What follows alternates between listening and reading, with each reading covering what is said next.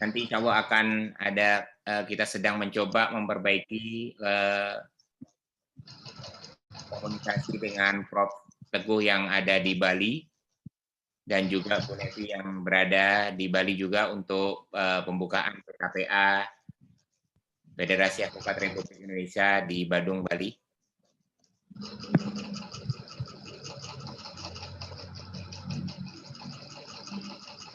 Baik, Pak Albert, kita bisa mulai ya Pak? Bisa Pak. Bismillahirrahmanirrahim. Assalamualaikum warahmatullahi wabarakatuh. Waalaikumsalam. Salam sejahtera, salam sukses mulia bagi kita semua.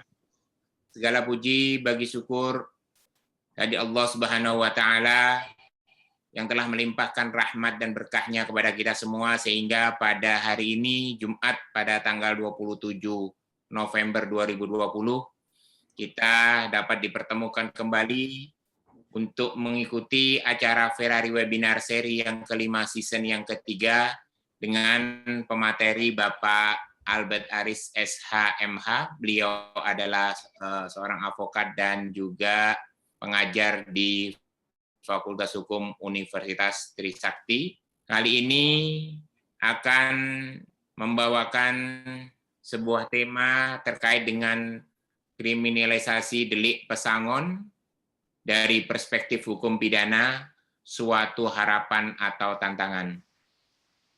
Tak lupa, kami atas nama Panitia Ferrari Webinar, seri yang ke-5 season yang ketiga ini mengucapkan selamat datang, selamat bergabung kepada seluruh rekan-rekan Ferrari dan juga dari luar Ferrari atas kehadirannya pada kesempatan kali ini.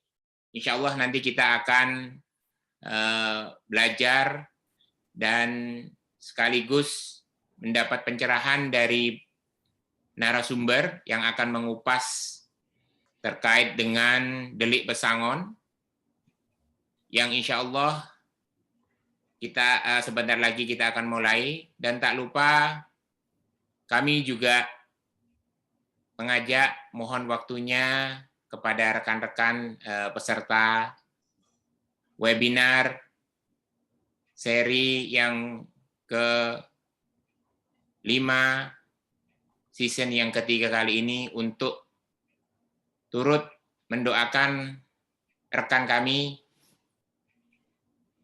suami dari rekan kami, Ibu Yulia.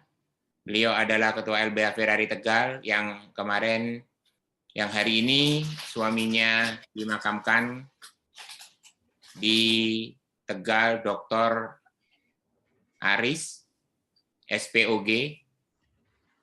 Mudah-mudahan amal dan ibadah beliau diterima di sisi Allah Subhanahu wa Ta'ala. Kami mohon kepada seluruh peserta webinar kali ini untuk berdoa sesuai agama dan keyakinan masing-masing. Untuk yang beragama Islam, mari kita sama-sama bacakan Al-Fatihah ila hadratin Nabi Mustafa Muhammadin sallallahu alaihi wasallam wa alihi wa azwajihi wa dzurriyyatihi wa alihi wa sahbihi ila hina Dr. Agus hadiyatallahumul Fatihah. A'udzu billahi minasyaitonir rajim. Bismillahirrahmanirrahim. Alhamdulillahirabbil alamin arrahmanir rahim maliki yaumiddin. Iyyaka na'budu wa iyyaka nasta'in ihdinas siratal mustaqim siratal ladzina an'amta 'alaihim ghairil maghdubi 'alaihim waladdallin. Amin. Terima kasih pada seluruh peserta dan juga rekan-rekan dari seluruh Indonesia, dari Sabang Merauke, dan juga peserta Ferrari Webinar kali ini. Terima kasih atas doa yang dipanjatkan. Dan tak lupa, pada kesempatan kali ini saya mewakili seluruh panitia Ferrari Webinar menyampaikan terima kasih yang sebesar-besarnya kepada Ketua Umum Ferrari, Dr. Yuris Dr. Magister Pendidikan Haji Teguh Samudra SHMH, dan juga Sekjen Ferrari, Bapak Kores Tambunan SHMH. Tak lupa juga kepada pemateri kali ini, Bapak Albert Aris SHMH, yang sudah berada di tengah-tengah kita, yang sebentar lagi insya Allah akan memberikan pencerahan terkait dengan delik pesangon. Selanjutnya, Tak lupa juga kepada rekan-rekan panitia yang telah berusaha mewujudkan Ferrari webinar ini, Bang Yuna dari Jaguar Law Firm dan DPC Maranglaya dan seluruh Ferrari Angkatan 1 dan 2 di Jakarta. Terima kasih atas support-nya, terima kasih atas bantuannya semua. Selanjutnya untuk mempersingkat waktu, mari sama-sama kita dengarkan pemaparan materi Ferrari webinar kali ini dengan judul Kriminalisasi Delik Pesangon dari Perspektif Hukum Pidana, Suatu Harapan atau Tantangan, yang akan disampaikan oleh Bapak Albert Aris SHMH. Waktu dan tempat kami persilahkan. Terima kasih Pak Hafid. Waalaikumsalam. Assalamualaikum warahmatullahi wabarakatuh. Om Swastiastu, Namo Buddhaya, Shalom Aleichem. Salam kebajikan, salam damai sejahtera buat seluruh rekan-rekan peserta, khususnya juga Ketum Ferrari, Prof. Teguh Samudra, dan juga Sekjen, Bang Kores Tambunan, serta seluruh rekan sejawat ya, para advokat di seluruh tanah air Indonesia yang bersedia bergabung, serta seluruh, ada juga mahasiswa saya bergabung, Pak, rekan-rekan dari Mas juga ada yang bergabung. Terima kasih atas kesediaan rekan-rekan saya untuk bergabung. Sore hari ini prinsipnya saya hanya mau sharing apa yang saya dalami, tentunya bidang hukum pidana berkaitan dengan eksistensi atau kriminalisasi tidak dibayarnya uang pesangon, uang penghargaan masa kerja, dan penggantian hak yang ditetapkan menjadi suatu tindak pidana di Omnibus Law Cipta Kerja. Nah, saya akan mengawali dengan sharing sedikit ya. Ini tentunya saya bukan mau menggarami Bapak Ibu sekalian, akan tetapi saya mau sharing isu konstitusional yang cukup menarik dalam negara kita ya. Kalau Bapak Ibu perhatikan, seringkali kita disebut Indonesia adalah negara hukum, tapi ada embel-embel Rechtsstaat, betul ya? Ada embel-embel Rechtsstaat. Nah, ternyata itu adalah bagian penjelasan dari Undang-Undang Dasar 1945 sebelum dilakukannya amandemen. Dalam amandemen ketiga, pasal 1 ayat 3 dari konstitusi kita itu telah menegaskan bahwa Indonesia adalah negara hukum, tapi tanpa ada penjelasan atau embel-embel Rechtsstaat lagi. Nah, saya pernah dengar tulisan dari Prof. Mahfud MD, Menko Polhukam saat ini.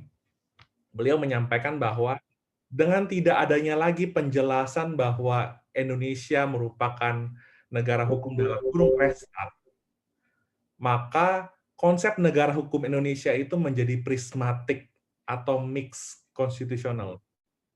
Artinya Bapak Ibu apa? Indonesia memungkinkan ya sistem hukumnya untuk mengambil sisi positif baik dari konsep civil law maupun dari konsep common law. Ya, sebagaimana kita ketahui Indonesia dekat atau erat sekali dengan konsep civil law yang diakui oleh negara-negara Eropa kontinental. Nah, jadi konsekuensi dari dianutnya sistem hukum yang bernuansa prismatik atau gabungan ini memungkinkan yang disebut dengan omnibus law ini diterapkan di Indonesia. Ya, jadi kan bicara tentang omnibus law ini rame-rame ya, tentu ya ada pro dan kontra dari penerapan konsep omnibus law ini ya, khususnya dengan kehadiran Undang-Undang 11 tahun 2020 tentang Cipta Kerja. Nah, sebelum masuk ke ranah materi, saya juga mau menyinggung sedikit tentang apa sih itu konsep omnibus law. Oh, katanya sudah ninggalin saya. Konsep omnibus law ini adalah format pembentukan undang-undang yang bersifat menyeluruh dengan turut mengatur materi undang-undang lain yang saling berkaitan dengan substansi yang diatur undang-undang yang diubah. Nah, ini seringkali dikenal dengan istilah Umbrella Act ya. Sebenarnya kalau boleh ngomong jujur Bapak Ibu sekalian, konsep ini bukan barang baru di Indonesia. Ya.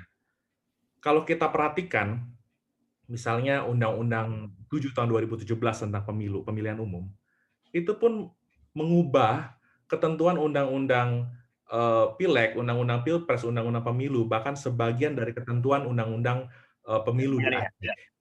ininya. Nah, hal ini sebenarnya sudah menjadi praktek gitu ya. Albert, mohon maaf. Albert, Iya. Ya. Ini ada dari Pak Ketum. Baik. Mohon izin sekali karena beliau dalam beberapa hal ini dan kebetulan sekarang sudah tersambung. Mohon izin untuk beri sepatah dua patah kata sebelum beliau nanti kehilangan. Ini ada sinyalnya ini. Kita sudah coba. Silakan Ketum, Prof. Ya. Pak Ketum, Assalamualaikum, Prof. Waalaikumsalam warahmatullahi wabarakatuh. Siap. Waalaikumsalam. Ya. Hormat untuk kandidat doktor Ya. Pak Albert Aris yang hari ini berkenan untuk menjadi narasumber. Bagaimana Pak Hafid? Langsung? Ya, langsung Prof, Baik. silakan. Bismillahirrahmanirrahim. Assalamualaikum warahmatullahi wabarakatuh. Waalaikumsalam. Rekan-rekan sejawat seluruh Indonesia yang telah bergabung di webinar Baik. Ferrari seri 5 season ketiga hari ini. Saya merasa bersyukur dan berterima kasih kepada Allah Subhanahu wa taala karena karunia-Nya kita bisa ketemu dengan model virtual yang saat ini sangat populer di masyarakat kita dalam melakukan kajian-kajian, pertemuan-pertemuan maupun pembahasan-pembahasan menyangkut masalah ilmu pengetahuan, hukum khususnya hari ini. Saya sangat berterima kasih rekan-rekan seluruh Indonesia telah bersama di webinar Ferrari yang diadakan setiap hari Jumat. Karenanya, saya mengucapkan rasa hormat dan terima kasih yang tak terhingga kepada Pak Kandidat Dr. Albert Aris yang telah berkenan mengisi sebagai narasumber sore hari ini. Semoga ilmu yang disampaikan Pak Kandidat Dr. Albert Aris bermanfaat buat kita semua dan menjadi amal kebaikan dari Pak Albert Aris dengan berkat Tuhan sehingga segala yang dicita-citakan oleh Pak Albert Aris dapat terwujud karena kehendak Tuhan Yang Maha Esa. Rekan-rekan sejawat, Ferrari selalu concern mengetengahkan masalah-masalah aktual di Republik ini yang salah satu hari ini adalah menyangkut kriminalisasi uang pesangon yang nanti begitu sudah ada turunannya dari Omnibus Law, bisa saja kesempatan seperti itu buat para advokat adalah sangat bagus karena akan mengenal hal-hal baru yang selama ini tidak bisa dilakukan melalui mekanisme hukum pidana, nanti akan bisa dilakukan sehingga mudah-mudahan rekan-rekan kita bisa banyak job. Sedangkan bagi advokat yang sebagai penguasa atau retainer daripada perusahaan, kita harus lebih mengkritisi hal-hal yang nanti akan disampaikan oleh Pak Albert Aris agar kita, klien-klien kita sebagai pengusaha bisa terhindar daripada tindak pidana menyangkut masalah pesangon tersebut. Kami bersyukur bahwa intensitas dan konsistensi penyelenggaraan webinar Ferrari selalu berjalan seperti apa yang kita canangkan, sehingga saya dengar sudah sampai bulan Januari sudah full pembicaranya. Oleh karena itu, sungguh rasa hormat kami kepada para narasumber baik yang telah berbicara maupun yang akan berbicara di minggu-minggu yang datang. Itu merupakan pengabdian dan rasa bakti kami kepada negeri ini agar mengisi ilmu-ilmu strategi-strategi dari para advokat maupun dari para ahli dan dari para akademisi kepada para peserta webinar Ferrari. Terima kasih saya sampaikan rasa hormat kami. Semoga kita selalu dalam keadaan sehat, sukses, happy, banyak rezeki. Akhir kata, wabillahi taufiq. Wassalamualaikum warahmatullahi wabarakatuh. Waalaikumsalam. Salam hormat Pak Hafid dan Pak. Terima kasih Pak Ketum, Prof. Albert. Terima kasih, selamat sore. Kami masih di Bali, masih ngopi di Kintamani dengan rekan-rekan sejawat dari DPD dan DPC Bali sama NTB. Mohon doanya selalu. Amin. Amin. Amin. Terima kasih, Prof.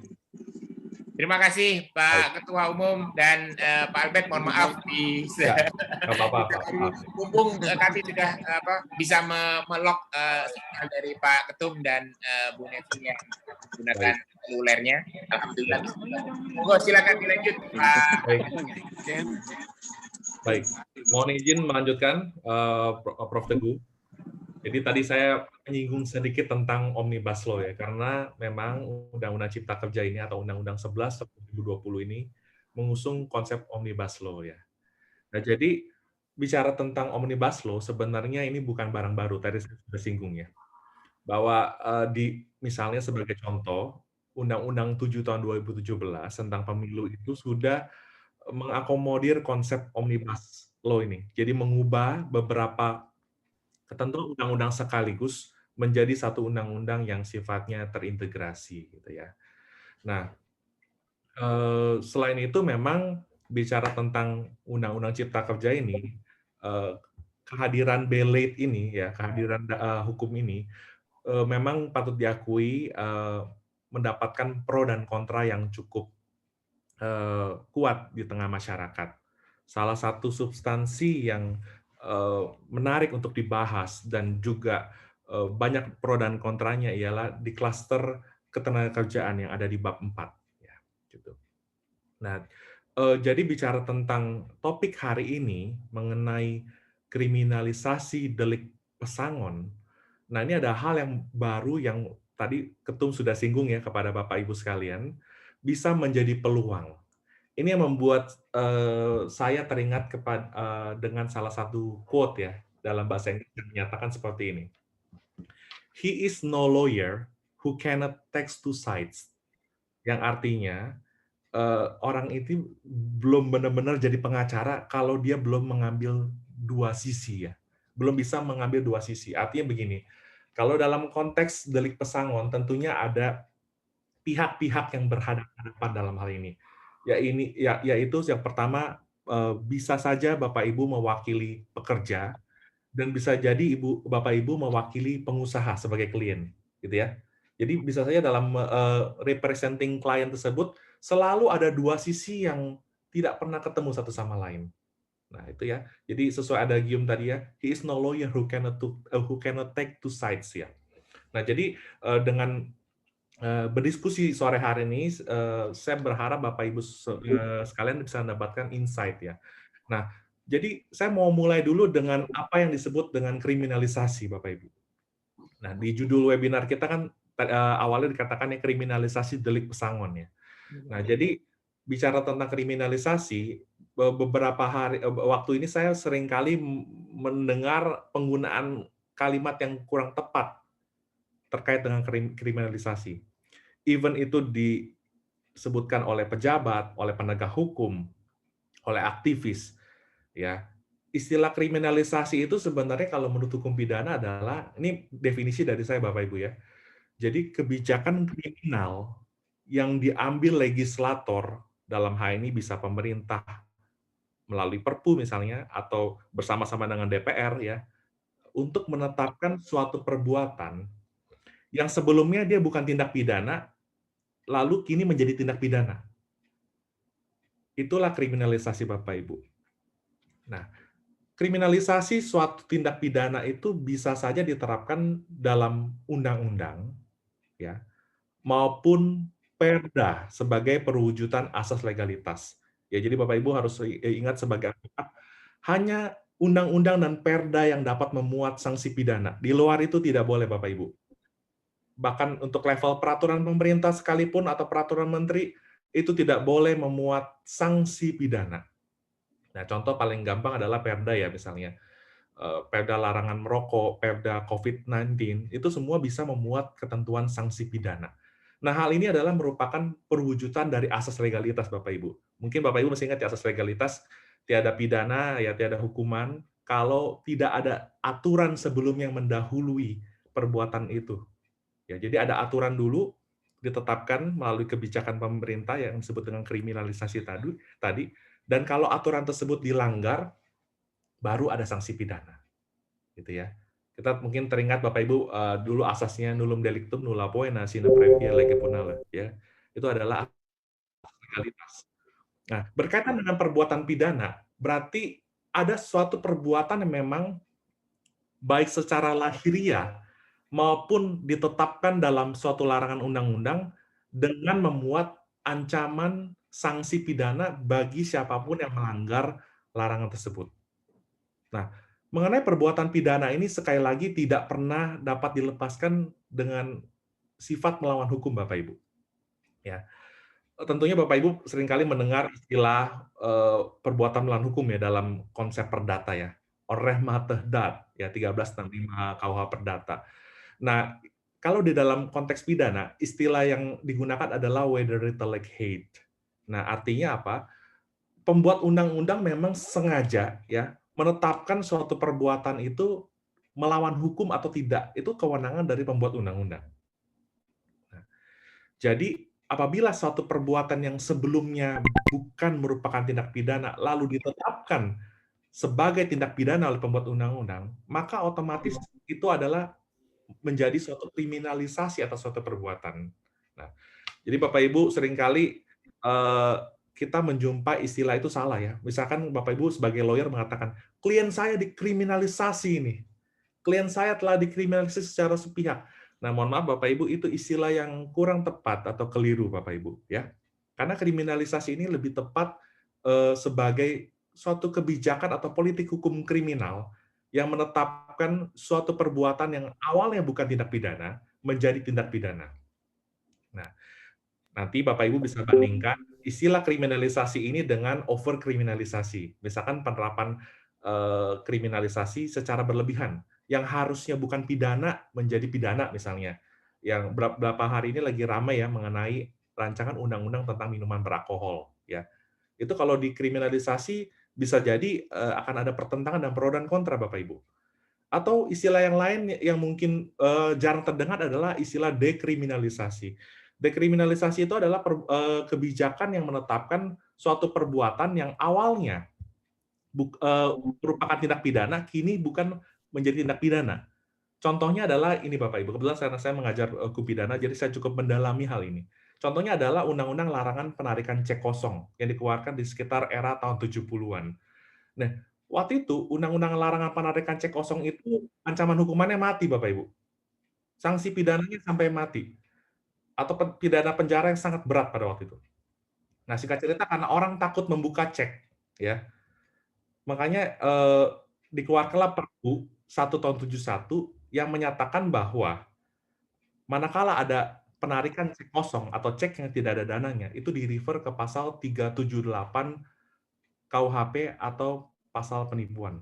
Jadi bukan lagi ancaman yang begitu berat, melainkan diarahkan ke pasal 378 KUHP tentang penipuan.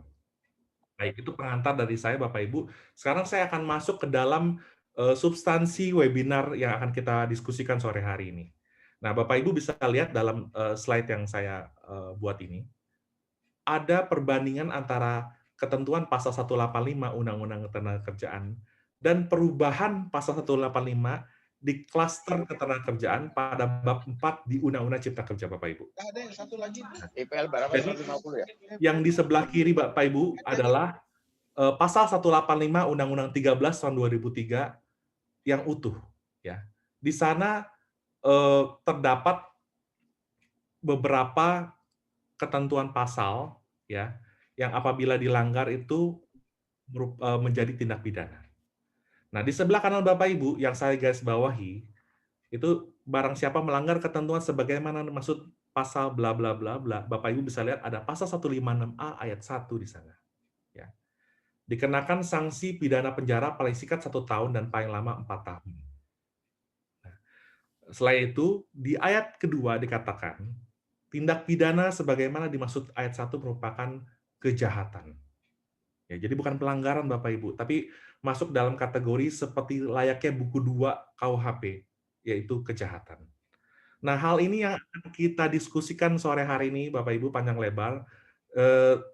Khususnya meskipun tidak mau melebar ya, saya akan berupaya untuk mengkaitkannya dengan hukum ketenagakerjaan ya, karena memang background saya advokat, saya praktek sudah lebih dari 10 tahun, Bapak Ibu terhitung dari sekarang.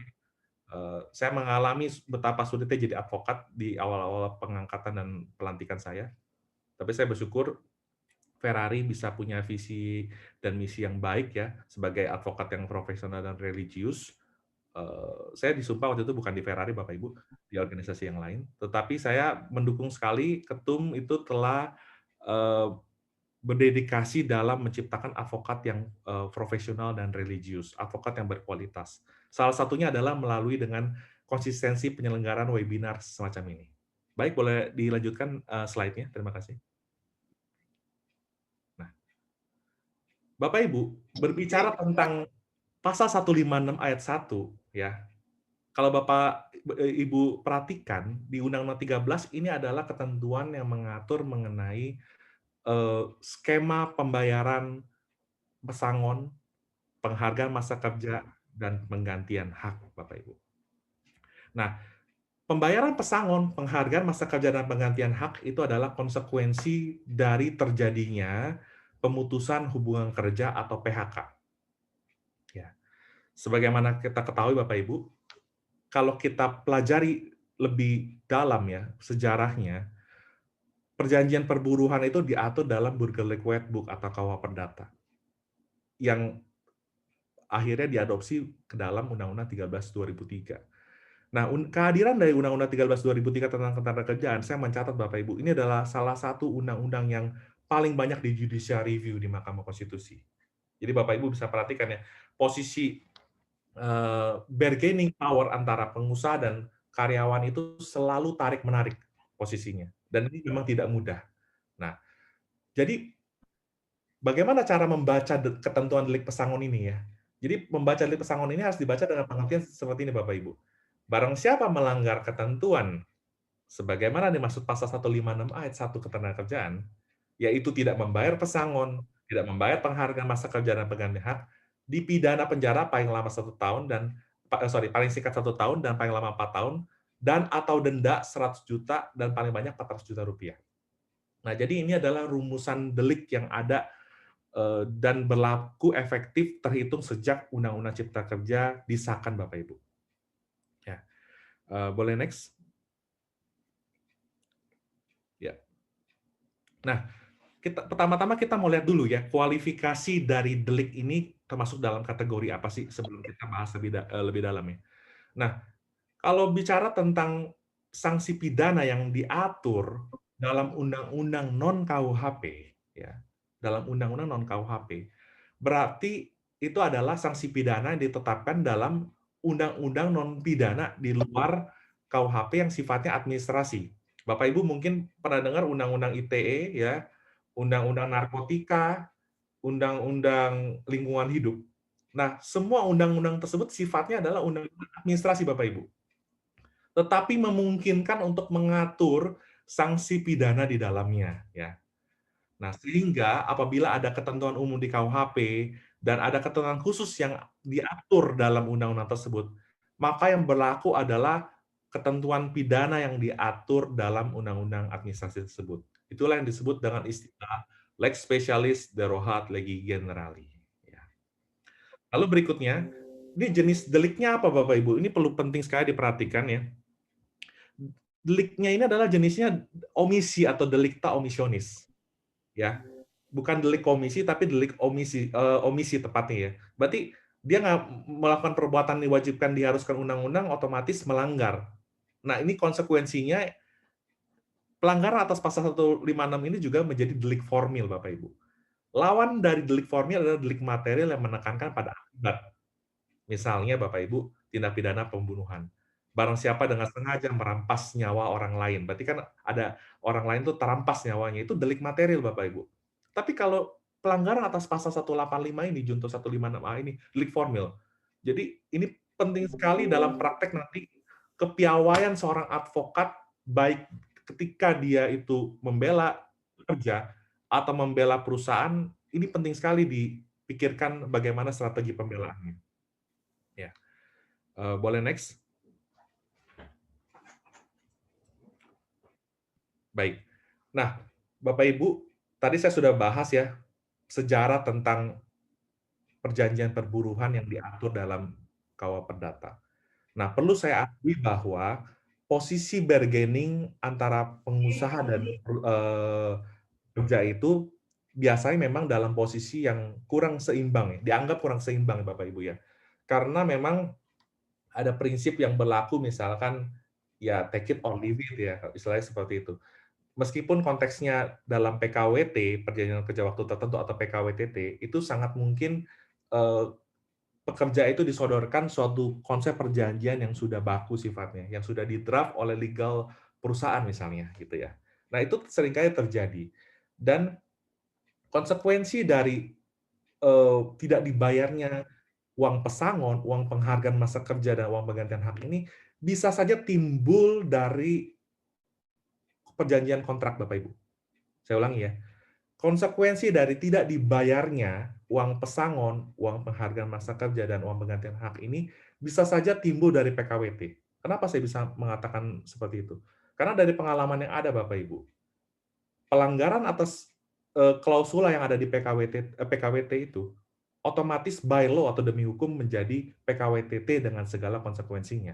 Dengan kata lain, pelanggaran atas perjanjian atau kontrak pekerja dengan perusahaan itu otomatis akan menjadi PKWTT dengan segala akibat hukumnya. Nah, Bapak Ibu sekalian, kalau PKWT itu kan kontrak, ya berarti kalau kontrak berakhir, pengusaha tidak berkewajiban untuk membayar apapun ya. Paling banter uang pisah. Kalau itu pun sifatnya kebijakan. Tetapi kalau dalam PKWTT atau pekerja tetap, manakala dia sudah bekerja sekian lama dengan perusahaan, akan ada konsekuensi berupa pembayaran uang pesangon, penghargaan masa kerja, dan penggantian hak, kecuali dia mengundurkan diri, Bapak Ibu. Nah, ini yang menarik ya. Nah, bicara tentang delik pesangon, kita akan masuk lebih dalam lagi dan lebih dalam lagi. Ini ada hukum acara pidana ya, Bapak Ibu. Jadi, untuk penyidikan dari undang-undang yang bersifat administrasi, ini dimungkinkan penyidik PPNS ya untuk diberikan kewenangan sama seperti layaknya penyidik Polri, Bapak Ibu. Jadi dia bisa memverbal atau mengambil keterangan, memeriksa atas kebenaran laporan, memanggil orang, ya, melakukan penyitaan. Semua yang berkaitan dengan upaya paksa ini bisa dilakukan oleh penyidik PPNS. Dalam hal ini ya bisa adanya di misalkan Kementerian Tenaga Kerja dan Transmigrasi, Kementerian ya. Jadi Bapak Ibu ketika menghadapi permasalahan seperti ini kan tentunya selalu ada dua sisi ya. Entah Bapak Ibu sebagai kuasa dari pekerja atau sebagai kuasa dari perusahaan. Boleh next, Pak? Baik. Nah, ini yang mau kita bahas sore hari ini ya. Kita tahu bersama bahwa pandemi COVID-19 ini telah membawa dampak bukan hanya kesehatan, Bapak Ibu, melainkan juga dampak ekonomi ya, di mana kalau kita lihat di Pengadilan Niaga misalnya di Jakarta Pusat, itu perkara PKPU ada statistiknya meningkat, Bapak Ibu, belakangan ini. Kalau Bapak Ibu perhatikan nih. Seringkali PKPU itu juga menjadi sarana yang dianggap cukup mujarab ya Bapak Ibu untuk melakukan restrukturisasi hutang ya. Karena syaratnya ada 2 kreditor hutang jatuh tempo pun itu sudah bisa diajukan PKPU ya dalam hal ini. Nah, bicara tentang kriminalisasi delik pesangon ini tentunya perlu juga mempertimbangkan ya Bapak Ibu, bagaimana kondisi perusahaan-perusahaan di tengah hantaman dampak dari pandemi COVID-19 ini. Bisa dibayangkan perusahaan ini saat ini cash flow-nya itu perlu tetap dipertahankan Bapak Ibu.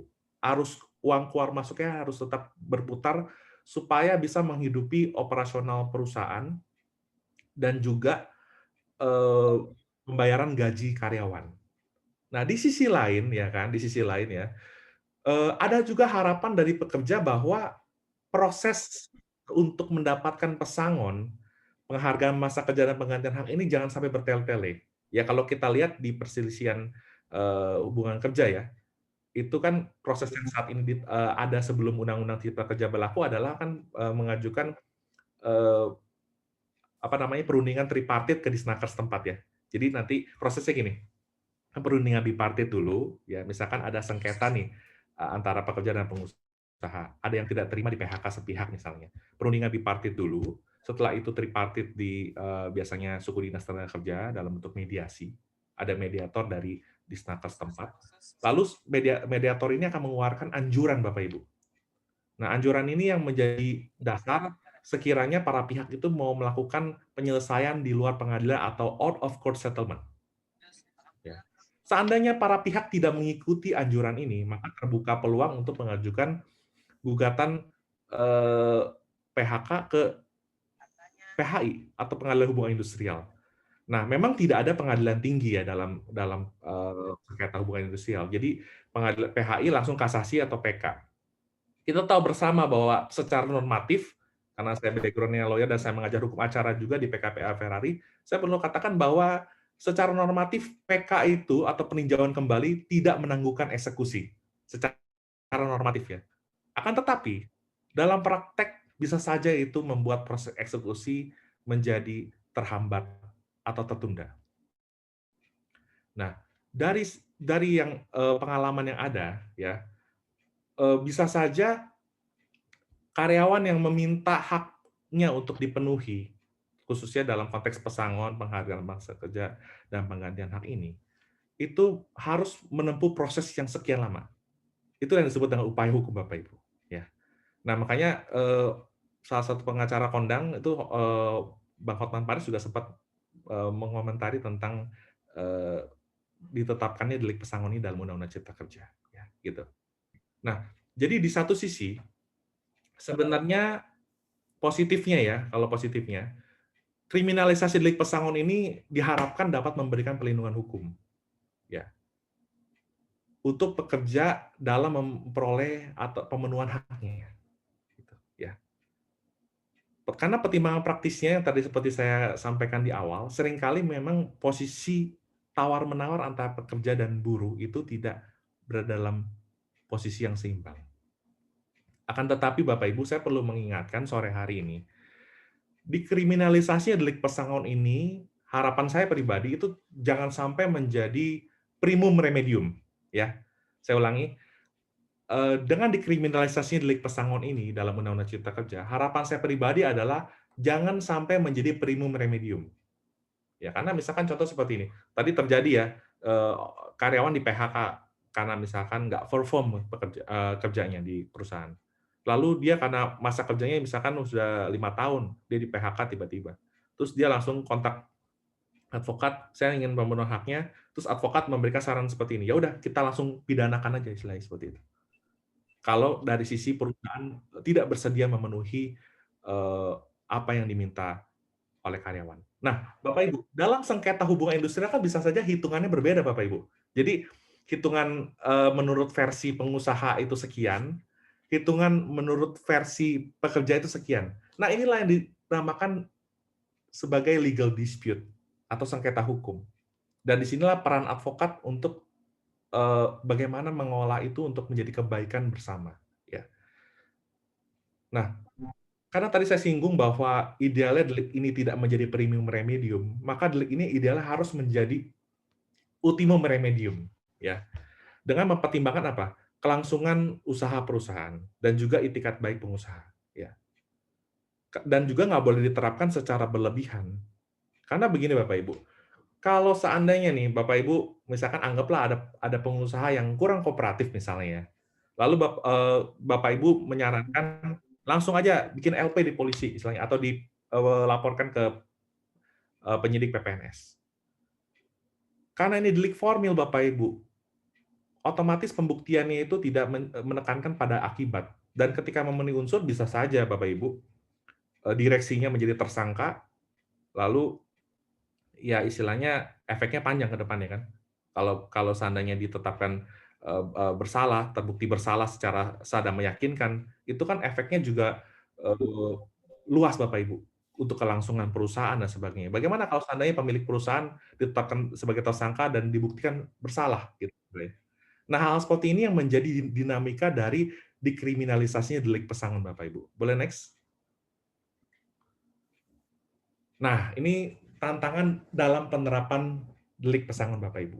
Sebelum melanjutkan ke sini, saya mau mengingatkan seperti ini. Tadi kan saya sudah singgung di awal bahwa perjanjian perburuhan itu konteksnya adalah sebenarnya ada di lapangan hukum perikatan. Ya. Jadi ada 3 syarat terciptanya hubungan kerja. Yang pertama adanya upah, adanya perintah kerja, adanya pekerjaan. Itu 3 itu, unsur itu sudah terpenuhi, maka hubungan tenaga kerjaan itu sudah terjalin Bapak Ibu. Ya. Nah, karena dalam lapangan perikatan, maka termasuk pembayaran gaji ya, dan pembayaran hak-hak lainnya ini sebenarnya dalam ranah perdata sebenarnya. Sekali lagi saya sampaikan, dalam ranah perdata. Makanya kan istilahnya begini Bapak Ibu, kalau karyawan itu pasti kan jumlahnya lebih dari 1. Kalau ada 2 karyawan saja yang mengajukan PKPU misalnya dalam konteks kepailitan nih misalnya, itu unsur 2 kreditor itu secara tidak langsung sudah terpenuhi Bapak Ibu. Nah jadi kan ini sekali lagi konteksnya dalam ranah keperdataan. Saya teringat ada ketentuan di pasal 19 ayat 2 Undang-Undang 39 tahun 99 tentang hak asasi manusia. Di sana dikatakan tidak seorang pun atas putusan pengadilan boleh dipidana penjara atau kurungan berdasarkan atas ketidakmampuan untuk memenuhi suatu kewajiban dalam perjanjian hutang piutang. Betul, memang pasal 19 ayat 2 ini mengatur konteks utang. Ya. Jadi kalau orang nggak bayar utang, itu sebenarnya nggak boleh di LP dengan pasal 372 dan 378. Kecuali kalau 378 misalnya ya, dia membayar dengan cek kosong. Itu baru Bapak Ibu boleh LP dengan pasal 378. Atau misalkan ada barang yang dititipin lalu dijual, itu baru Bapak Ibu bisa LP dengan pasal 372 tentang penggelapan atau embezzlement. Tetapi kalau nggak bayar hutang, disomasi Bapak Ibu, lalu Bapak Ibu LP dengan 372 378, mungkin saja orang itu bisa diproses. Tetapi dalam putusan pengadilan, karena ada dasar hukum ini, bisa saja jadi putusannya menjadi lepas Bapak Ibu, atau bebas bahkan. Entah Oslah van alle vervolging atau lepas, bisa jadi putusannya bebas atau frisprach. Nah, tapi kan gini, karena pasal 372 dan 378 itu bisa ditahan, seringkali orang memilih ya udahlah akhirnya lewat jalur pidana lebih cepat, lebih praktis, lebih mudah untuk mendapatkan hak-hak klien. Tapi saya bisa sampaikan bahwa ini bisa merusak sistem hukum kita, Bapak Ibu. Sekali lagi saya sampaikan, ini berpotensi untuk merusak sistem hukum kita, gitu. Ini dalam konteks penipuan dan penggelapan ya, bukan dalam konteks delik pesangon seperti ini. Nah, jadi tantangan dalam penerapan delik pesangon ini adalah yang pertama, Bapak Ibu, ternyata ya masih ada sebagian ketentuan dalam Undang-Undang Ketenagakerjaan yang diubah sebagian ketentuan di Undang-Undang Cipta Kerja yang masih mengatur mekanisme penyelesaian perselisihan hubungan industrial. Ini menarik Bapak Ibu, ya. Jadi dari beberapa alasan PHK yang diatur dalam Undang-Undang Cipta Kerja di bagian bab 4 tentang ketenagakerjaan itu masih mengatur sebagian tentang mekanisme penyelesaian lewat PHI. Misalnya contoh, nanti saya akan tampilkan kalau ada kesempatan ya, kalau ada waktu. Waktu saya tinggal berapa Pak Hafid? Mohon izin. Pak Hafid, monitor. Sampai jam 7 malam, Pak. Buset. Jangan lama-lama. Oke, saya lanjutkan Pak. Nanti saya akan tampilkan contoh ya. Ada, Pak. Misalnya gini, Sesuai aja. ada perselisihan tentang pembuktian bagaimana apakah betul pengusaha misalnya memperlakukan karyawan dengan tidak baik, misalkan menganiaya lah misalkan. Nah, itu ada kompetensi yang harus dilalui dulu. Itu diatur juga dalam Undang-Undang Cipta Kerja mengenai pembuktian itu, meskipun tidak dibuktikan prosesnya melalui peradilan pidana. Ada itu diatur di Undang-Undang Cipta Kerja. Nah, itu ranahnya PHI juga disebutkan di sana gitu loh. Nah, jadi ini ada Bapak Ibu kalau misalkan sebagai lawyer kita tahu kan senjata kita adalah undang-undang Bapak Ibu. Sekali lagi saya sampaikan sebagai advokat, senjata kita adalah undang-undang. Bagaimana kita membela kepentingan klien kita, entah itu sebagai pelapor, sebagai terlapor, sebagai penggugat atau tergugat, senjata kita undang-undang. Bagaimana seorang lawyer itu bisa menggunakan keahlian hukum acaranya untuk membela klien, itu poin yang sangat menarik dan sangat berharga untuk klien. Ya, misalkan Bapak Ibu mengajukan eksepsi kompetensi, misalkan itu sangat mungkin karena ada silang kompetensi antara peradilan pidana dan juga peradilan hubungan industrial. Ya, itu yang pertama. Yang kedua, masih dimungkinkannya loh ada putusan dari lembaga perselisihan hubungan industrial dalam hal PHI. Kalau tadi saya sudah singgung, kalau pengusaha tidak melakukan perbuatan-perbuatan tertentu yang terhadap permohonan yang diajukan buruh dalam hal terjadi PHK. Nah, jadi ada kemungkinan karena Undang-Undang Cipta Kerja juga tidak merevisi Undang-Undang tentang PPHI, Undang-Undang 2 tahun 2024, ya, itu masih bisa diajukan gugatan kepada itu, meskipun ada beberapa dasar hukum yang telah dihapus sebagai pijakan untuk mengajukan gugatan ke PHI. Ya. Yang ketiga, ini ada hal informasi yang juga perlu Bapak Ibu cermati. Mengenai tata cara PHK, ketentuan pemberian uang pesangon, penghargaan masa kerja dan penggantian hak, itu masih diamanatkan kepada peraturan pemerintah untuk mengaturnya. Jadi, meskipun sanksi pidana ini demi hukum berdasarkan teori fiksi hukum itu sudah berlaku pada hari H, di mana Undang-Undang 11 tahun 2020 ditetapkan, tetapi idealnya ini harus menunggu PP dulu. Jadi Bapak Ibu kalau bikin laporan sekarang nih, kalau ada klien Bapak Ibu yang pesangon yang nggak dibayar ya, misalnya, kemungkinan besar aparat penegak hukum akan bilang, tunggu PP-nya dulu. Itu saya pastikan 99,9% penegak hukum, misalkan Polri atau penyidik PPNS akan bilang hal yang seperti itu. Karena ini PP-nya sebagai peraturan pelaksanaan Undang-Undang Cipta Kerja belum ada, Bapak Ibu. Masih dirancang lah, dalam waktu dekat mungkin ada ya. Yang keempat, ini masih dimungkinkan juga penyelesaian perselisihan hubungan industrial melalui PHI. Boleh nggak gugat? Boleh saja istilahnya, gitu ya, untuk mendapatkan haknya. Karena apa? Prinsip dari hukum pidana itu adalah ultimum remedium, bukan primum remedium. Nah, terus berikutnya mungkin bisa di ini nanti kita lebih banyak tanya jawab ya supaya lebih hidup ya suasananya. Saya kadang-kadang kalau webinar ini sebagai dosen, sebagai pembicara, saya ngerasa ngomong sama laptop Bapak Ibu. Jadi memang ini perlu dipancing dengan pertanyaan. Lain seperti dalam hal seperti pertemuan offline Bapak Ibu, kita bisa berinteraksi, bisa tanya jawab, bisa salaman, bisa berjabat tangan dan sebagainya. Boleh next Pak? Ya. Next. Ya. Oh baik. Oke.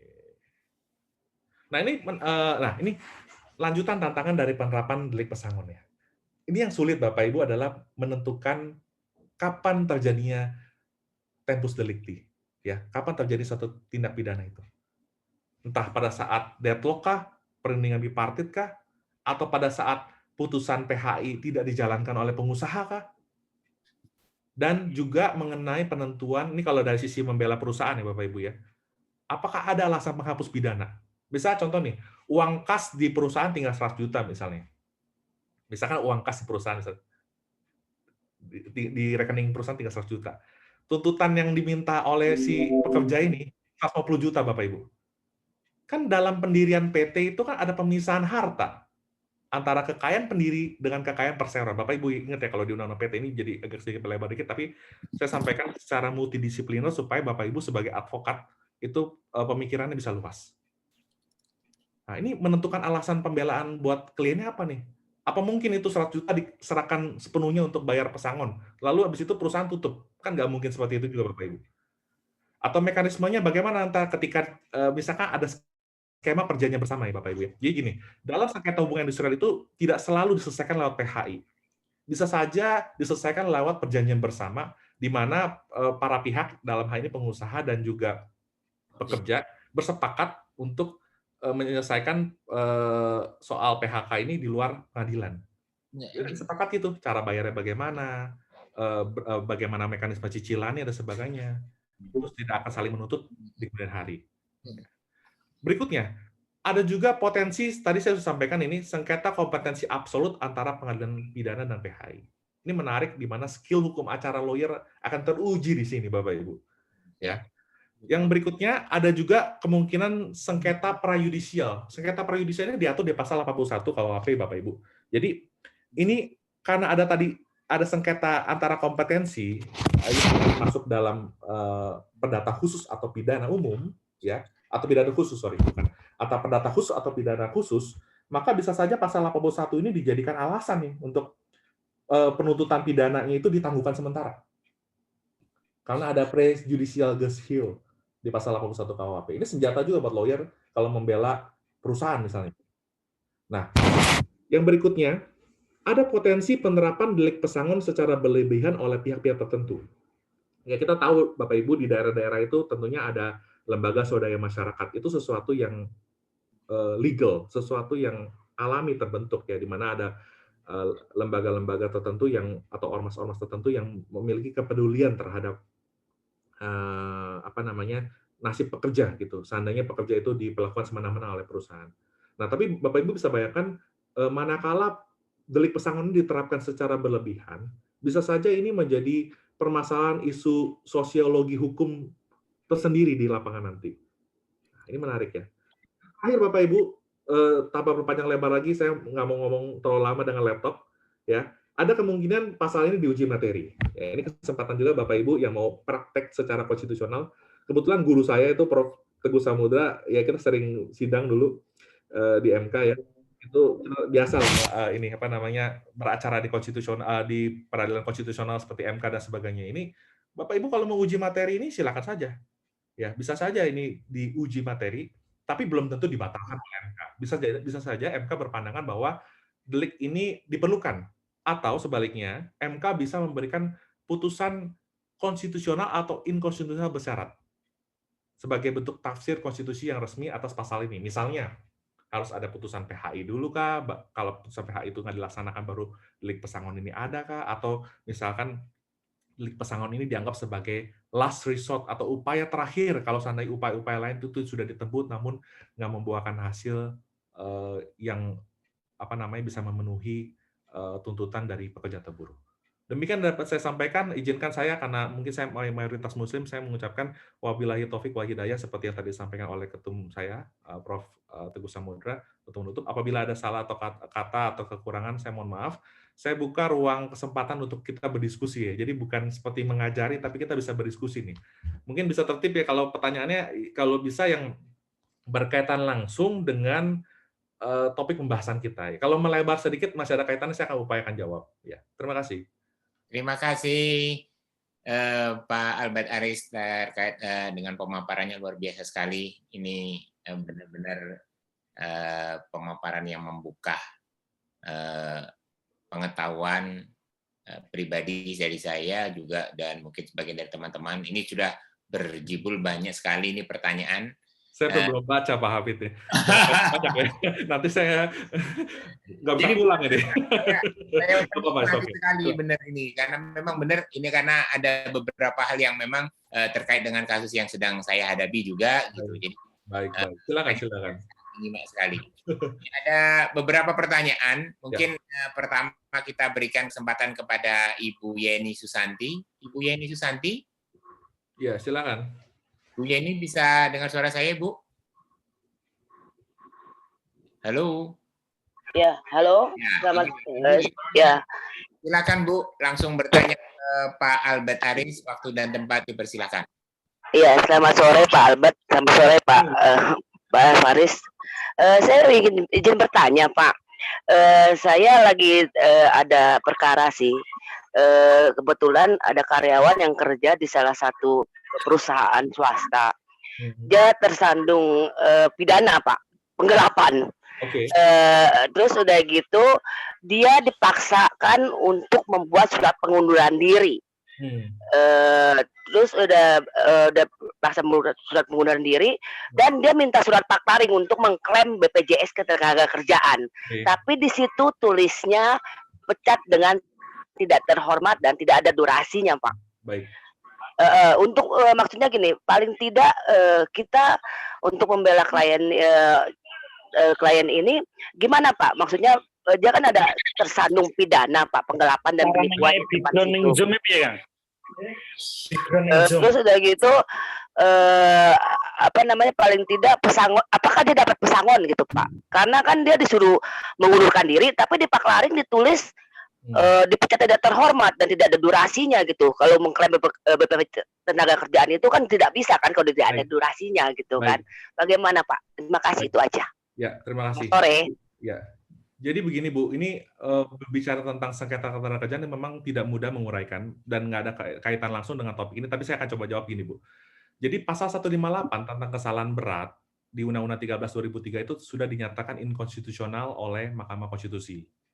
Akhirnya bisa dikatakan dasar hukumnya itu menjadi bias. Kalau saya pribadi seringkali menggunakan alasan mendesak yang diatur dalam pasal 1603 huruf O KUH Perdata sebagai alasan untuk melakukan PHK manakala ada pekerja yang memang terbukti melakukan tindak pidana, Bu.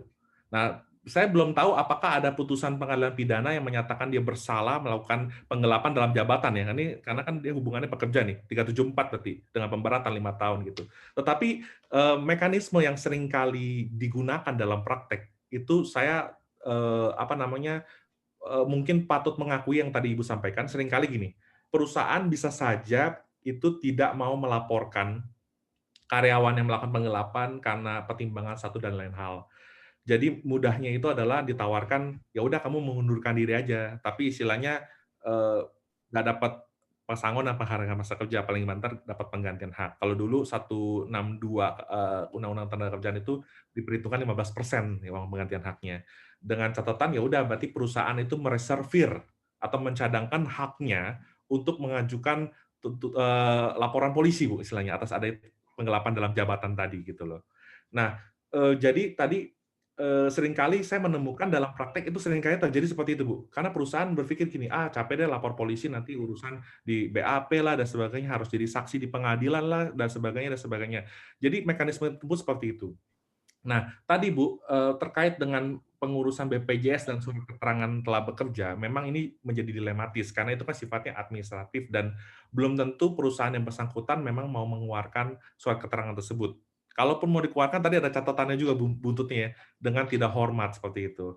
Nah, hal-hal seperti ini coba dikomunikasikan lagi Bu secara non-legal dengan perusahaan, karena begini Bu, bagaimanapun juga kan orang itu kalaupun dia melakukan tindak pidana penggelapan, seorang itu ada kemungkinan dia berubah atau bertobat, Bu. Jadi memang kalaupun dia tidak mendapatkan surat keterangan tersebut, bagi saya selama tidak ada catatan kriminal. Karena gini, Bu, begitu klien Ibu misalnya ya, itu diperiksa sebagai terdakwa di pengadilan, itu akan muncul namanya di SIPP, Bu, Sistem Informasi Penelusuran Perkara di Pengadilan. Jadi itu sebenarnya dengan tidak ada itu aja sebenarnya klien Ibu sudah beruntung, Bu. Karena kalau dilaporkan sama pengusaha dan jadi terdakwa itu sampai perincian dari dakwaannya itu muncul loh Bu di SIPP itu Bu. Di pengadilan-pengadilan tertentu ya. Jadi bicara tentang tadi surat keterangan saya pikir itu bisa dicoba dikomunikasikan dan pikirkan alternatif penyelesaian yang lain Bu gitu loh. Ketimbang nanti klien Ibu memang secara nyata terbukti melakukan penggelapan itu ancamannya maksimal 5 tahun Bu 374. Seperti itu Bu. Demikian mungkin jawaban saya. Oke, yang lain? Ya, terima kasih Pak Albert atas jawaban yang disampaikan atas pertanyaan dari Bu Santi tadi. Kemudian selanjutnya ke Pak Bernard Doni. Bernard Doni ya? Ya, Pak teman Facebook saya nih, Pak Bernard Doni nih. Silakan Pak. Pak Bernard. Monggo. Di unmute dulu Pak. Ya, selamat sore semuanya. Sore Pak Bernard. Selamat sore Bang. Sore. Bener tuh teman Facebook Bang Albert nih. Bang, jadi yang ingin kita tanyakan Bang, kan dalam dunia tenaga kerjaan itu kan memang posisi antara pekerja dan buruh itu kan sebenarnya tidak setara ya kan? Dianggap tidak setara ya? Iya, dianggap tidak setara. Nah, kemudian saya kan ada salah satu teman bahwa dia udah di PHK. Kemudian setelah bertahun-tahun sudah putusan pengadilan juga PHI tidak dijalankan. Terus akhirnya kan dia kesulitan untuk mengajukan sita aset. Nah, kira-kira di dalam Undang-Undang Omnibus Law yang Cipta Kerja ini dipermudah nggak? Oke, baik. Misalnya ex-karyawan itu tidak harus karyawan sendiri yang mencari aset perusahaan, kan susah banget gitu loh. Kira-kira itu sih. Iya. Terima kasih. Makasih Pak Bernardoni. Ini pertanyaannya lebih ke arah terkait hukum acara kalau menurut saya, tentang bagaimana unmanning, bagaimana mengajukan permohonan sita eksekusi dan sebagai tindak lanjut atas putusan PHI yang putusannya itu harus ada menghukum atau kondemnatur. Nah, itu ya. Nah, cuman sayangnya Pak Bernard, Undang-Undang Cipta Kerja tidak masuk ke ranah hukum acara, yaitu pertama. Yang kedua, juga ini tidak boleh berlaku surut. Itu prinsip. Jadi memang ada sebagian dari ketentuan Undang-Undang Tenaga Kerja yang diubah, tapi nggak berkaitan semua dengan undang-undang existing yang ada, yaitu Undang-Undang 13 tahun 2003. Hanya sebagian dari ketentuan yang diubah dalam Undang-Undang Cipta Kerja. Di antaranya mengenai sebagian mengenai PKWT, alih daya atau outsourcing, mengenai tenaga kerja asing, mekanisme PHK dan sebagainya. Kurang lebih begitu. Terima kasih. Yang berikutnya silakan Bapak Ibu. Selanjutnya Pak Rudi. Pak Rudi Pak Rudi. atau Pak Hasran Irawadi Sitompul. Oke, tidak bisa. Baik, makasih Pak Apits. Oh ya, silakan Pak. Ya, ini hanya to the point aja ya. Ini ada keluhan dari masyarakat yang dia sudah di PHK gitu ya. Namun upaya-upaya sudah dilakukan, baik itu mediasi di Dinas Tenaga Kerja dan sebagainya itu tinggal sekarang ini tidak ada tindak lanjut itu. Itu kira-kira bagaimana Pak itu penanganan selanjutnya? Mohon izin sebelumnya saya mahasiswa Pak. Oh mahasiswa ya. Ya, Horas ya, apa namanya, Hasran Irawadi Sitompul ya. Siapa? Ini prosesnya terakhir sudah sampai mana ya? Itu sudah dilaporkan ke Disnaker supaya diadakan mediasi ya. Mediasi gitu. Iya, Pak. Apakah pengusahanya hadir dalam undangan mediator? Karena keterbatasan jarak dan waktu, masyarakat itu pada saat mediasi pertama, kedua, kan biasanya sampai 3 kali gitu kan Pak kan. Jadi nggak ada tindak lanjut lagi gitu. Yang saya tahu itu pihak perusahaan itu nggak mau datang. Oke, baik. Seandainya perusahaan tidak mau datang, itu mediator dimungkinkan untuk tetap mengeluarkan anjuran berdasarkan keterangan dari pekerja. Karena kan selalu ya dalam setiap persidangan atau mediasi itu berlaku asas audi et alteram partem. Artinya mediator itu atau hakim wajib mendengar dari kedua belah pihak. Tapi kalau salah satu nggak datang ya berarti dia tidak menggunakan hak atau kesempatan untuk melakukan pembelaan diri. Seperti itu ya Ketum ya. Izin Pak Ketum. Baik, demikian gitu Pak jawaban saya. Jadi kalau memang seandainya nggak datang, berarti mediator bisa melakukan anjuran sebagai dasar untuk satu step untuk mengajukan upaya hukum berikutnya. Gitu Pak.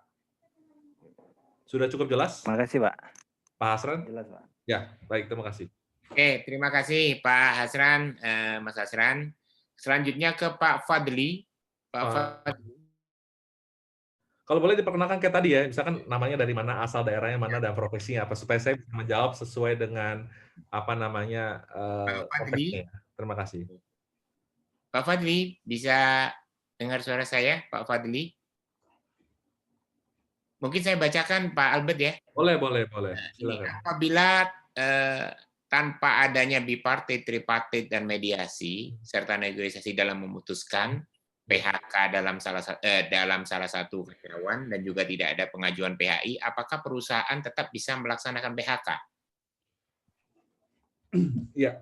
Jadi pertanyaannya tadi kalau seandainya tidak ada bipartit dan sebagainya tadi, itu apakah perusahaan bisa tetap mengajukan PHK gitu ya Pak? Ya. Nah dalam Undang-Undang Cipta Kerja ini diatur mekanisme yang lebih menyeluruh Pak. Itu berarti Bapak bisa baca ya di pasal sebentar. Ini di pasal mulai pasal 153 sampai dengan pasal 154A Undang-Undang Cipta Kerja, Pak. Jadi itu dimungkinkan kalau seandainya memang hal-hal tadi belum dilakukan ya. Tapi kan gini, itu kan sifatnya sepihak, Pak. Artinya gini, kalau pekerja merasa diperlakukan tidak adil, maka pekerja juga bisa membawa permasalahan ini, meskipun tadi nggak ada bipartit ya Pak ya, bisa membawa permasalahan ini ke suku dinas tenaga kerja dengan cara melaporkan adanya dugaan perselisihan hubungan ketenagakerjaan antara perusahaan dan pekerja. Kurang lebih seperti itu Pak. Ya tetap mekanismenya seperti itu. Nah ini yang jadi masalah sendiri, bagaimana di lapangan nanti dinamikanya, perhitungan komponen, jadi gini, di Undang-Undang Cipta Kerja itu kan sekarang ada rumusan baru dari pasal 156 ayat 1 Undang-Undang Tenaga Kerja ya Pak ya. Jadi komponennya itu tidak lagi mengikuti jumlah pesangon penghargaan masa kerja penggantian hak yang diatur dalam Undang-Undang Ketenagakerjaan. Nah, sekarang memang jumlahnya lebih sedikit, Pak. Tetapi ada program yang sangat baik, Pak, yang diberikan pemerintah Indonesia, yaitu program JKP atau Jaminan Kehilangan Pekerjaan. Itu 6 bulan ditanggung pemerintah, Pak. Jadi saya bayangin kalau ada pekerja yang betul dia ada riwayat hubungan kerja dengan perusahaan dan akhirnya mendapatkan PHK, negara hadir untuk memberikan program JKP dengan menanggung maksimal 6 bulan, Pak, dari seluruh total masa kerja yang dilalui oleh pekerja tersebut, Pak. Gitu. Kurang lebih seperti itu, Pak. Pak Albert, Ya. atas jawabannya. Sedikit mengenai JKP ya. Sedikit mengenai JKP saya sampaikan. Jadi program JKP ini nanti akan dikelola, setahu saya itu di bawah BPJS. Untuk penyertaan awal, dana penyertaan awal dari modal JKP ini negara akan mengeluarkannya dari APBN, Pak. Jadi luar biasa banget ini programnya, tapi tentunya pelaksanaannya itu tidak semudah itu ya, karena kan dari modal awal itu harus dikembangkan kan. Harus dikembangkan, dikelola dananya supaya nanti seandainya ada PHK, saya juga nggak berharap secara sistematis, kita nggak pernah tahu ke depannya kondisi bagaimana, tapi kita berupaya untuk optimis bahwa keadaan ekonomi pasca COVID ini bisa rebound kembali, Pak. Tapi Amin. kalau seandainya PHK itu terjadi secara masif, misalnya Pak ya, amit-amit jangan sampai, dan negara program JKP ini harus mengeluarkan atau menanggung tadi maksimal 6 bulan saja, Pak, itu berat, Pak, bagi negara. Nah, ini yang perlu kita jaga juga.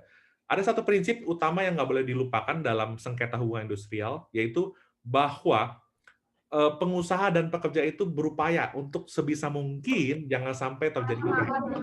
Itu prinsip utama yang harus kita lakukan. Terima kasih. Iya. Terima kasih atas jawabannya dan juga pemaparannya. Barangkali rekan-rekan ada yang ingin bertanya, silakan.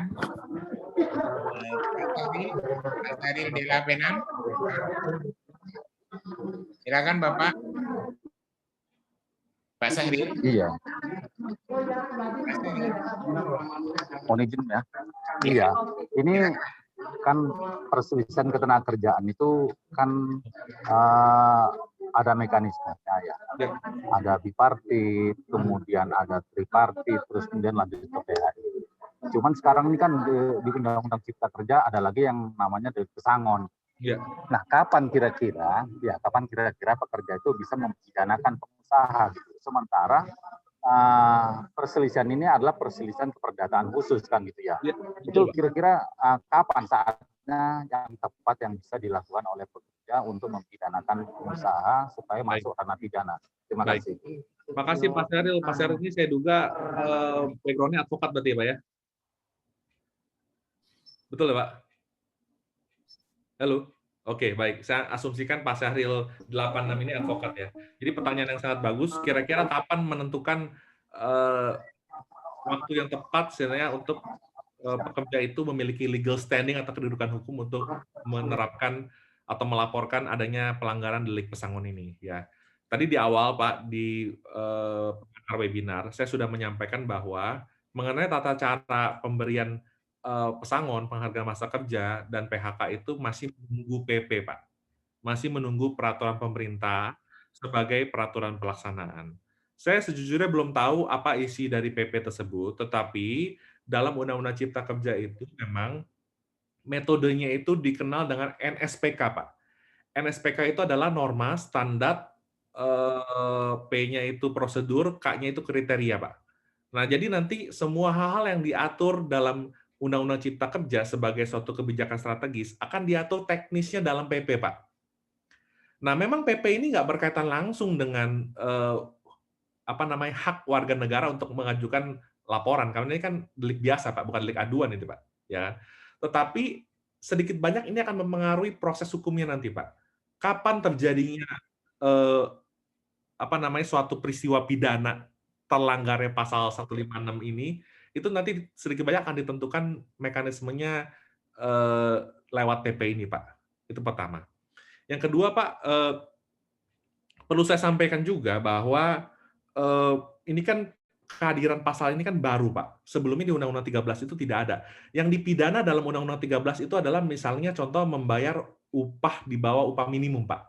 Itu ada contoh putusannya, kebetulan yang mutus itu Prof. Gayus Lumut kalau saya nggak salah. Itu pengusaha di Surabaya dihukum 1 tahun penjara, Pak. Karena membayar upah di bawah upah minimum.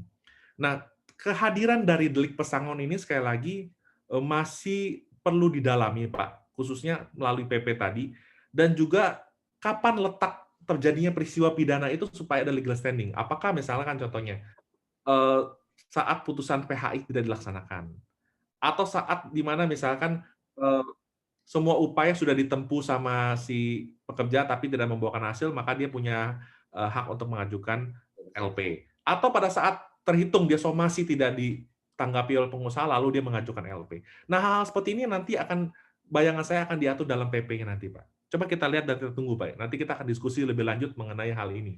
Tetapi idealnya, Pak, karena ini adalah ketentuan pidana yang berada dalam undang-undang administrasi di luar KUHP, berarti Undang-Undang Cipta Kerja ini adalah sebenarnya undang-undang administrasi yang memuat sanksi pidana, Mbak. Idealnya menurut teori hukum pidana, itu harus menjadi ultimum remedium, Pak. Jangan dikit-dikit jadi primum remedium. Pesangon pengusaha kita somasi sekali 2 kali nggak jawab, kita LP gitu ya. Itu istilahnya perlu hikmat dan kebijaksanaan dalam hal ini, Pak. Saya bukan melarang, tetapi ini menjadi dinamika yang baik, Pak, buat kita semua. Karena kan istilahnya pengusaha dan pekerja itu harus membangun simbiosis yang saling menguntungkan. Kurang lebih gitu, Pak Syahril. Terima kasih. Oke, Pak Syahril, terima kasih atas pertanyaannya dan juga jawaban dari Pak Albert. Ya. Sebelumnya, selanjutnya kita mau coba untuk foto sesi bersama, Pak Albert. Boleh, Pak. Oke, Pak Ketum, mohon izin kita mau foto bersama, Pak Ketum. Mohon untuk rekan-rekan semua di-on-kan kameranya. Ya, rekan-rekan dari Bali, dari DPC Badung, dan sekitarnya. Oke. Makassar, Pak. Makassar. Ya, dari Makassar juga siap. Sebentar. Pak Ketum. Ya. Saya tunggu aba-aba dari saya. Kita kepalkan tangan di depan, ini tanda bahwasanya kita akan berjuang untuk NKRI dalam penegakan hukum di seluruh Indonesia. Pada rekan-rekan semua untuk dimohon menyalankan. Ya, dan rekan-rekan kita hitung ya Pak Albert juga. Kita mulai, kita akan hitungan mundur, ada 6 kali. Kita akan ada 6 kali foto sesi. 1, kita letakkan tangan di depan, 1, 2, 3. Sekali lagi, 1, 2, 3. Sekali lagi, 1, 2, 3. Sekali lagi, 1, 2, 3. Gaya bebas untuk rekan-rekan semua.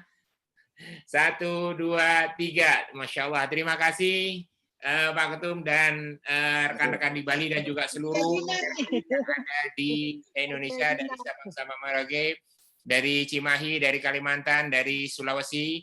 Terima kasih. Bali. Silakan Pak Ketum, monggo mungkin untuk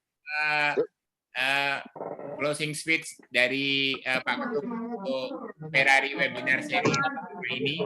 Sebelum nanti Pak Ketum mau meluncur ke tempat pendidikan profesi advokat di monggo.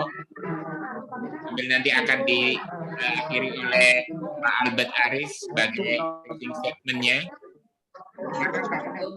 Supaya saya ada suaranya gimana? Ya.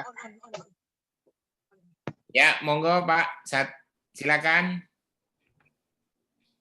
Masih ter-unmute Pak. Prof.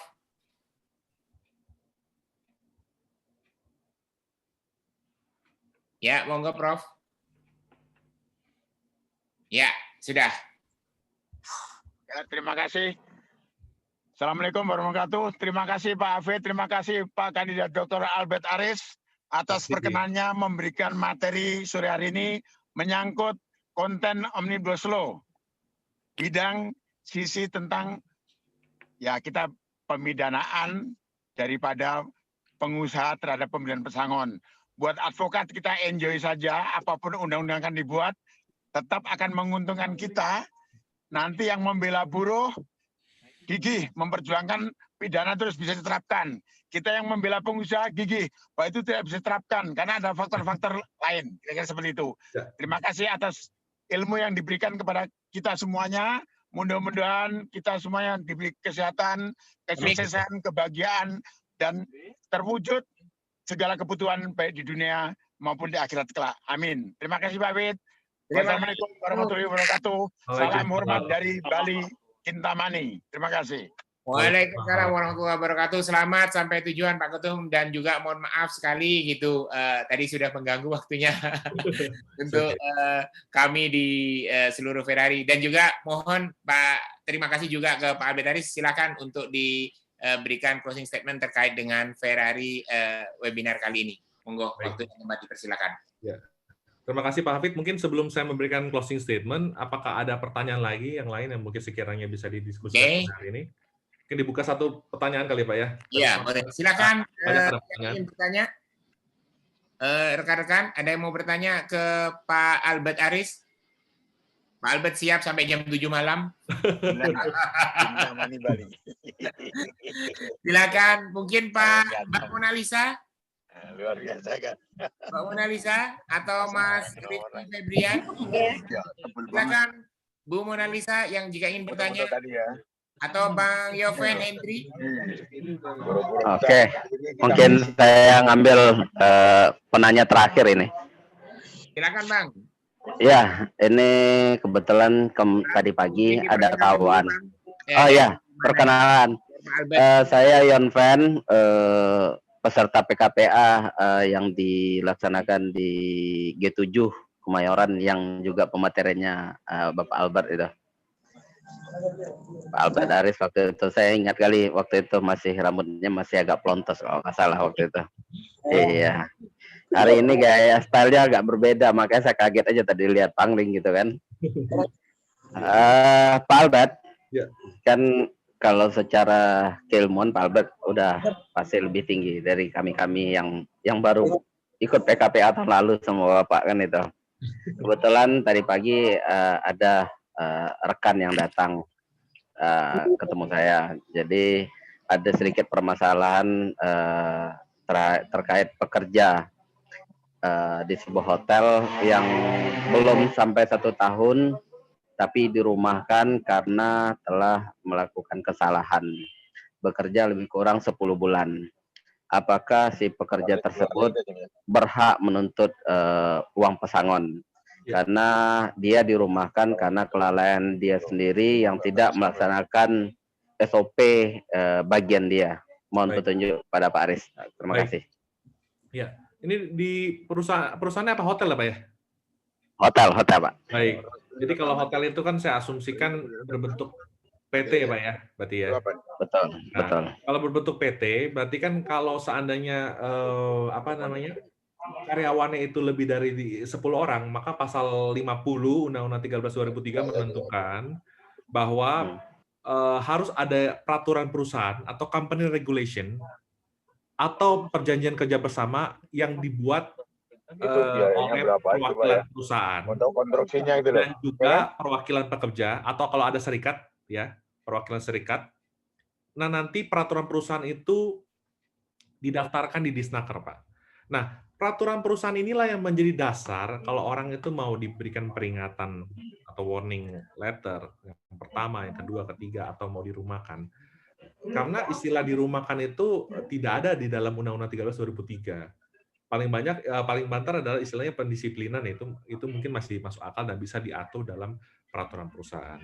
Nah, seandainya kalau memang tidak ada kejelasan itu, maka karyawan itu bisa mulai menghitung, Pak, berapa lama dia sudah bekerja di perusahaan tersebut, satu.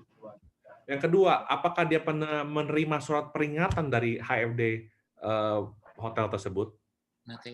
Yang ketiga, tadi Bapak sudah sebutkan sudah sekitar 10 bulan dirumahkan. Berarti kan statusnya ini jadi kayak status quo, Pak ya. Nah, langkah hukum apa yang mau dia ini? Terus yang keempat dicek juga, Pak, status pekerjaannya itu kontrak atau tetap, Pak. Kalau kontrak 10 bulan nggak kerja, otomatis kontraknya udah berakhir demi hukum, Pak. Tapi kalau dia karyawan tetap, bukan kontrak atau PKWTT, maka coba ajukan surat ke perusahaan untuk meminta kejelasan dan penyelesaian hak-hak yang terkait, Pak. Gitu. Karena nggak ada istilah dirumahkan itu, istilah umum ya gitu loh. Kalaupun istilahnya ada pendisiplinan atau diskors, itu kan jangka waktunya harusnya nggak sampai 10 bulan, Pak. Ini perlu kejelasan supaya apa? Ketika dia mau mengajukan lamaran ke perusahaan lain pun dia ada satu semacam legitimasi lah, Pak, bahwa dia tuh pernah bekerja sebelumnya di perusahaan ini dari tahun sekian sampai tahun sekian. Nanti Bapak cek dulu apakah ada peraturan perusahaan atau PKB atau perjanjian kerja bersama di dalam hotel tersebut. Asumsi gini, Pak, kalau lebih dari 10 orang aja itu wajib, Pak, dibuat itu peraturan perusahaan atau PKB. Kalau tidak ada sanksi berupa denda 50 juta kepada perusahaan yang tidak mempunyai peraturan perusahaan atau perjanjian kerja bersama. Karena itu adalah rule of law-nya, Pak, dari hubungan ketenagakerjaan yang ada di perusahaan tersebut. Saya selalu mengatakan pada klien-klien saya, manakala karyawan Anda lebih dari 10 orang, hukumnya wajib untuk membuat peraturan perusahaan. Gitu. Demikian Pak Yoven. Jadi dipastikan hal-hal tersebut untuk memastikan ada kepastian hukum. Terima kasih. Sudah baik jelas, Pak. Baik Pak. Oke Pak. Terima kasih. Cukup jelas. Jadi saya akan coba pertanyakan kepada si klien itu, calon klien, apakah hal yang Bapak sampaikan terkait apakah ada perjanjian kerja bersama atau ada serikat pekerja, serikat pekerjanya atau ya boleh. Bapak Baik Pak. Siap. Bapak tanyakan pertama ini Pak, apakah ada surat pengangkatan sebagai karyawan atau kontrak? Itu pertama. Yang kedua, apakah di hotel tersebut yang saya asumsikan karyawannya lebih dari 10 orang punya peraturan perusahaan atau perjanjian kerja bersama? Betul. Kalau kesemuanya itu nggak ada, bisa disuratin ke perusahaan untuk meminta kejelasan, Pak. Bagaimana dengan penyelesaian hak-hak seperti ini? Karena begini, kalau statusnya dia kontrak, asumsi kontrak, maka demi hukum 10 bulan saya anggap berakhir, Pak. Tapi kalau statusnya dia tetap, ini menggantung menjadi status quo dan perlu dicarikan solusinya oleh Bapak selaku advokat. Terima kasih. Oke, terima kasih, Pak. Akan saya laksanakan. Terima kasih. Oke, terima kasih Bang Yoven atas pertanyaannya dan merupakan pertanyaan yang terakhir sebelum nanti akan ditutup oleh Pak Albert Aris dengan closing statement terkait dengan pemaparan yang disampaikan pada hari ini. Baik. Sekaligus kami atas nama panitia juga mohon maaf atas beberapa kendala yang tadi terjadi, semisal ada beberapa rekan yang kesulitan untuk bergabung, memang di beberapa tempat signal tidak bisa kita lock gitu, jadi sering lari-lari, jadi in out, keluar masuk, mohon maaf gitu. Memang beberapa operator seperti IndiHome dan Telkomsel serta Indosat di beberapa tempat memang tidak bisa diajak kerjasama untuk lebih biasanya stabil, tapi kali ini memang mungkin ada beberapa kendala. Silakan Pak Albert Aris untuk closing statement, waktu dan tempat dipersilakan. Terima kasih Pak Hafid. Kehadiran Undang-Undang 11 tahun 2020 ini memang sempat menuai pro dan kontra bahkan sampai hari ini ya. Terhitung sudah ada beberapa juga yang pengajuan uji materi atau judicial review, baik uji formil maupun uji material atas Undang-Undang 11 tahun 2020 tentang Cipta Kerja ini. Tetapi khusus untuk bab 4 ketenagakerjaan yang saya bilang tadi, bahkan sebelum berlakunya Undang-Undang Cipta Kerja ini sudah menjadi tarik-menarik kepentingan yang begitu kuat. Sebagai contoh ya misalnya, Undang-Undang 13 2003 itu adalah salah satu undang-undang yang paling banyak diuji di Mahkamah Konstitusi. Nah, terkait dengan upaya pemerintah, ya karena saya perlu menginformasikan juga kepada Bapak Ibu sekalian, terhitung hampir sekitar 7 juta pengangguran yang ada di Indonesia. Jadi pemerintah mengambil kebijakan yang mungkin dianggap tidak populis dengan mengeluarkan Undang-Undang Cipta Kerja ini. Tapi kalau kita lihat di bab 4 Bapak Ibu sekalian, ini dengan ditetapkannya kriminalisasi delik pesangon saja Bapak Ibu, itu sedikit banyak sudah dianggap istilahnya mengakomodir atau melindungi kepentingan hukum dari pekerja atau buruh untuk memperoleh apa yang menjadi haknya, yaitu uang pesangon, penghargaan masa kerja, dan penggantian hak. Akan tetapi, ada komanya Bapak Ibu, mengenai pelaksanaan dan penerapan ini sebaiknya kita tunggu peraturan pemerintah sebagai peraturan pelaksanaan mengenai tata cara pemberian uang pesangon dan sebagainya, termasuk juga mengenai tata cara PHK. Ini gunanya adalah untuk mereposisi ya penerapan dari delik pesangon ini bukanlah sebagai primum remedium atau upaya pertama yang bisa dilakukan oleh buruh, akan tetapi sesuai dengan asas hukum pidana hendaknya menjadi ultimum remedium. Ultimum remedium adalah upaya terakhir, obat terakhir yang bisa dilakukan seandainya upaya-upaya hukum lain itu sudah dilakukan namun tidak membuahkan hasil. Nah, selain itu Bapak Ibu, selain kriminalisasi delik pesangon ini, saya juga tadi sempat menyinggung tentang adanya program JKP, di mana negara hadir untuk menjamin maksimal 6 bulan upah dalam hal PHK terjadi. Nah, hal seperti ini tentunya merupakan kebijakan yang memberikan jaminan. Jadi apapun yang menjadi perdebatan, apapun yang menjadi pro dan kontra, ya kan, bahkan kalaupun ada pengajuan uji materi ke MK, hendaknya konsep bernegara hukum itu perlu tetap kita junjung. Apalagi posisi kita ini sebagai advokat ya. Advokat itu berarti kita sebagaimana semboyan Ferrari yang profesional dan religius. Berarti kita sedapat mungkin menjalankan profesi yang mulia ini dengan cara-cara yang mulia juga, dengan cara-cara yang elegan, dengan cara-cara yang brilian. Supaya apa? Baik klien maupun masyarakat itu menjadi diberkati dengan kehadiran kita sebagai advokat. Itu pesan yang mungkin saya bisa sharingkan dan saya sampaikan hari ini. Ingat Bapak Ibu bahwa senjata advokat itu adalah undang-undang dan integritasnya. Manakala Bapak Ibu menggunakan undang-undang itu untuk kebaikan, saya percaya itu akan membawa kemaslahatan bukan hanya buat klien Bapak Ibu, tetapi juga buat masyarakat dalam arti luas, buat bangsa dan negara kita ini. Jadi gunakanlah hukum dengan sebijak mungkin. Kuncinya ada di Bapak Ibu.